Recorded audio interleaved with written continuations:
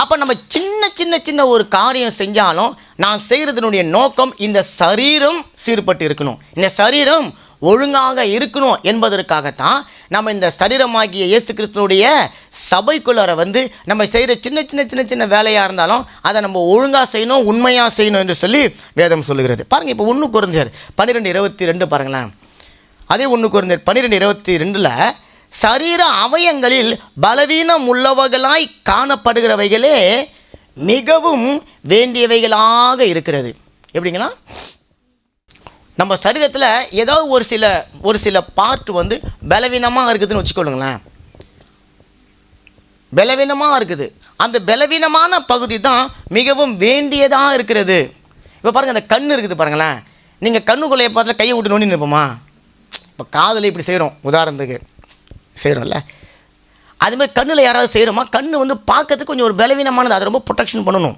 நீங்கள் கையை வைக்கிறதுக்கு முன்னாடி 2 ஸ்க்ரீன் வந்து மூடிக்கும் இல்லை? நீங்கள் பாருங்கள், உங்கள் கையை இப்படி வச்சு பாருங்களேன். இப்படி வைக்கிறதுக்கு முன்னாடி ஆட்டோமேட்டிக்காக மேலே கீழே ஆண்டவர் ஒரு கதவு டோர் மாதிரி கொடுத்துட்டார், ஜன்னல் மாரி 2 இமை, அது டப்புக்குன்னு மூடிக்கும். ஏன்னா இந்த சரீரத்தில் இந்த கண் வந்து ரொம்ப ரொம்ப ரொம்ப சென்சிபிளான விஷயம். ரொம்ப நம்ம நாக்கும் வந்து ரொம்ப சாஃப்ட்டு. நாக்குக்கு உள்ள நிறைய பேர் சொல்லுவாங்க, நாக்கில் என்ன இல்லைங்களா, நரம்பு இல்லைன்னு சொல்லுவாங்க. அது உண்மையாக போயின்னு தெரில. ஆனால் அந்த நாக்கு கூட பாருங்களேன், நீங்கள் காஃபி ஏதாவது குடிக்கிறீங்க, கொஞ்சம் லைட்டு சூடு வந்து என்ன நாக்கு ஆட்டோமேட்டிக்காக என்ன பண்ணும், பலவீனமானது. ஆனால் இந்த கையோ மற்ற காலோ மற்ற சரீரத்தில் கொஞ்சம் சூடு தாங்குகிற அளவுக்காவது இருக்கும். இந்த நாக்கு, இந்த கண், இதெல்லாம் ரொம்ப ரொம்ப ஃபேபுலஸ் ஆனது. ஃபேபுலஸ்னால் அது ஃபங்க்ஷன் சொல்லலை, அது உருவாக்கத்தில் சொல்கிறேன். ஆனால் பாருங்கள், மனுஷனுக்கு கண் ரொம்ப முக்கியம். வேதம் சொல்லுது, ஒரு மனுஷனுக்கு கண் என்னவா இருக்குதுங்களா?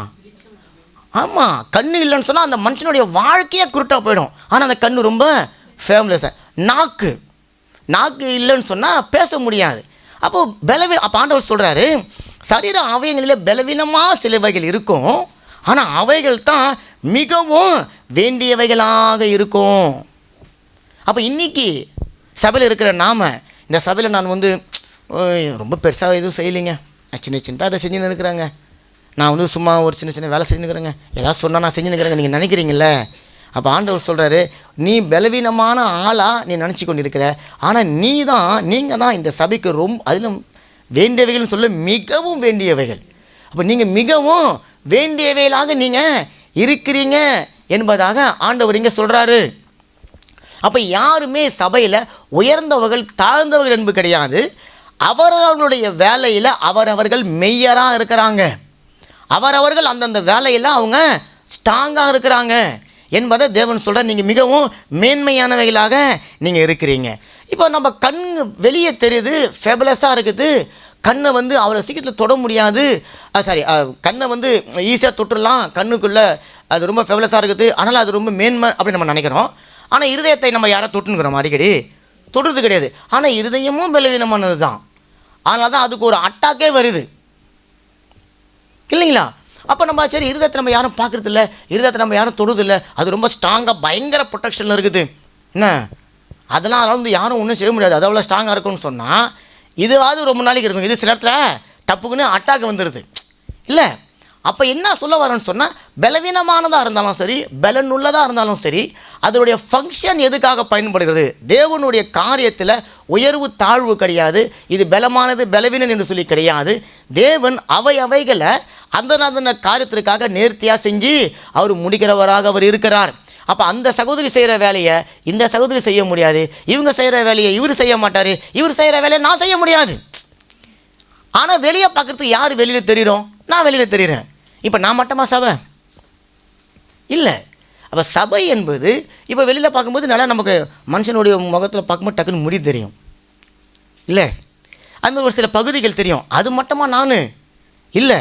நான் என்பது நிறைய சொல்லியிருக்கிறேன், உள்ள கருத்தம் சேர்த்தா நான், என் உள்ள கருத்தை நானே ஒன்று பார்த்தது கிடையாது. அப்போ அதனால் நான் இல்லைன்னு அர்த்தம் கிடையாது இல்லைங்களா? அப்போ அதனால் என்ன சொல்ல வரணும், வெளியில் தெரிகிறவைகளுக்கு நம்ம முக்கியத்துவம் கொடுத்து அதனுடைய மேன்மையை பற்றி பேசிக்கொண்டு இருக்கிற நேரத்தில் ஆண்டவர் சொல்கிறார், உள்ளேயும் சிலது முக்கியமானது இருக்கிறது, அவைகள் மறைவாக இருந்து அவைகளுக்கு கொடுக்கப்பட்ட வேலைகளை அவைகள் நேர்த்தியாக செய்து கொண்டிருக்கிறது. காரணம், அவைகள் செயல்படலைன்னு சொன்னால் உன்னுடைய சரீரம் செயல்படாது. உன்னுடைய சரீரம் செயல்படலைன்னு சொன்னால் நீ உயிரோடு இருக்க முடியாது. நீ உயிரோடு இல்லைன்னு சொன்னால் நீ எனக்கு தேவையில்லை. இன்றைக்கி நான் உயிரோடு இருக்கிறேன்னு சொன்னால் ஆண்டவருக்கு நான் தேவை. நீங்கள் உயிரோடு இருக்கிறீங்கன்னு சொன்னால் நீங்கள் ஆண்டவருக்கு தேவை. அப்போ ஆண்டவர் சொல்ல, நீ உயிரோடு இருக்கிறல்ல, நீ எனக்கு வேணும், அவருக்கு வேணும். அப்போ ஆண்டவர் சொல்கிறார், நீ சரீரத்தோடு இணைக்கப்பட்டிருக்கிற. அப்போ நீ பலவீனமாக இருந்தாலும் சரி, நீ பலனாக இருந்தாலும் சரி, உன்னை பலப்படுத்துகிறது நான் தான். என்னை பலப்படுத்துகிற கிறிஸ்துவினால எல்லாமே செய்ய எனக்கு பலன் உண்டு என்று சொல்லி அப்போஸ்தலர் பவுல் சொல்கிறாரு. காரணம், நீங்களும் நானும் தேவனுடைய கண்களில் முக்கியமானவர்களாக இருக்கிறோம். அதிலும் தேவனுக்கு மிகவும் வேண்டியவர்களாக இருக்கிறோம் என்று சொல்லி வேதம் சொல்லுகிறேன்.